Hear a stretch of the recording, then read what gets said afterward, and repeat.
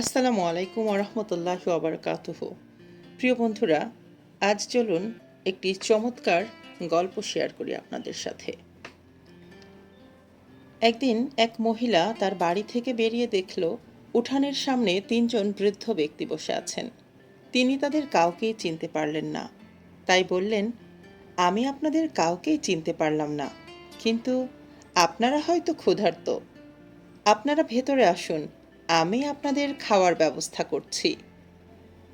তারা জিজ্ঞেস করলেন, বাড়ির কর্তা কি বাড়িতে আছেন? মহিলা জবাব দিলেন, না, তিনি বাইরে গেছেন। এ কথা শুনে তারা বললেন, তাহলে আমরা আসতে পারবো না। সন্ধ্যায় যখন বাড়ির কর্তা ঘরে ফিরে সব শুনলেন, তখন তিনি বললেন, যাও, তাদের বলো যে আমি ফিরেছি এবং তাদেরকে ঘরে আসার জন্যে অভ্যর্থনা জানাচ্ছি। মহিলা বাইরে গেলেন এবং তাদের ভেতরে আসতে বললেন, কিন্তু তারা বললেন, আমরা এভাবে যেতে পারবো না। মহিলা জিজ্ঞেস করলেন, কিন্তু কেন? আবার কি সমস্যা? বৃদ্ধ লোকদের মধ্যে একজন বললেন, আমাদের মধ্যে একজনের নাম সম্পদ। আর একজনের দিকে নির্দেশ করে বললেন, তার নাম সাফল্য এবং আমি ভালোবাসা। এখন আপনি ভেতরে গিয়ে সিদ্ধান্ত নিন, আমাদের কাকে আপনি ভেতরে ঢুকতে দেবেন। মহিলা যখন ভেতরে গিয়ে সব খুলে বললেন, তখন তার স্বামী অত্যন্ত খুশি হয়ে গেলেন এবং বললেন, অসাধারণ, চলো আমরা সম্পদকে ডাকি, তাহলে আমরা ধনী হয়ে যাব। তার স্ত্রী এতে সম্মতি দিলেন না। না, আমার মনে হয় আমাদের সাফল্যকেই ডাকা উচিত। তাদের মেয়ে ঘরের অন্য প্রান্তে বসে সব শুনছিল। সে বলে, তোমাদের কি মনে হয়? তোমাদের কি মনে হয় না আমাদের ভালোবাসাকেই ডাকা উচিত?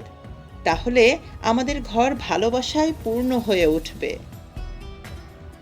লোকটি বলল, ঠিক আছে, আমরা তাহলে আমাদের মেয়ের কথাই শুনব।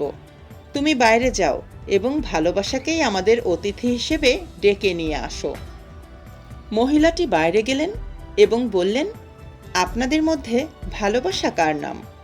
অনুগ্রহ করে তিনি ভেতরে আসুন, আপনিই আমাদের অতিথি। ভালোবাসা নামের বৃদ্ধ উঠে দাঁড়ালেন এবং বাড়ির দিকে হাঁটতে শুরু করলেন। বাকি দুজনও উঠে দাঁড়ালেন এবং তাকে অনুসরণ করতে লাগলেন। মহিলাটি এতে ভীষণ অবাক হয়ে গেলেন এবং বললেন, আমি তো শুধু ভালোবাসা নামের বৃদ্ধকে ভেতরে আসার আমন্ত্রণ জানিয়েছি, আপনারা কেন তার সাথে আসছেন? বৃদ্ধ লোকেরা বলল, আপনি যদি সম্পদ আর সাফল্যকে আমন্ত্রণ করতেন, তবে আমাদের বাকি দুজন বাইরেই থাকতাম। কিন্তু আপনি যেহেতু ভালোবাসাকে আমন্ত্রণ জানিয়েছেন, সে যেখানে যায় আমরা দুইজনও সেখানেই যাই। যেখানেই ভালোবাসা থাকে, সেখানেই সম্পদ ও সাফল্যও থাকে। কি বন্ধুরা, কেমন লাগলো এই চমৎকার শিক্ষণীয় গল্পটি? আসলে এটি গল্প নয়, জীবনের চরম বাস্তবতা। ভালোবাসার সাথেই থাকে সম্পদ ও সাফল্য। তাই আসুন একে অপরকে ভালোবাসি এবং ভালোবাসা বিলিয়ে দেই, তবেই এ পৃথিবী হয়ে উঠবে সুন্দর থেকে সুন্দরতম। আজ তাহলে এখানেই বিদায় নিচ্ছি। সবাই ভালো থাকবেন।